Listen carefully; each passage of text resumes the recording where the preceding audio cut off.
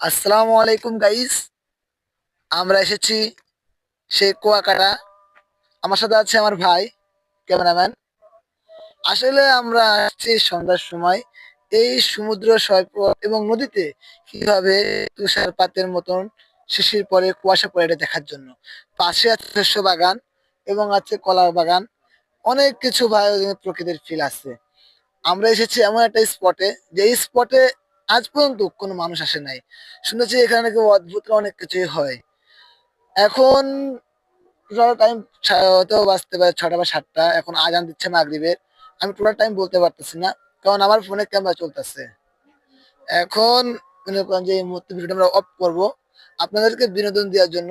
আমরা আর 15 থেকে 20 মিনিট পরে আপনাদের বিনোদন দেব। ধন্যবাদ। আমাদের পাশে থাকবেন এবং আমাদের ফেসবুক পেজটা লাইক, কমেন্ট, সাবস্ক্রাইব করে বেল আইকনটা টিপে আমাদের পাশে থাকতে ভুলবেন না। ধন্যবাদ।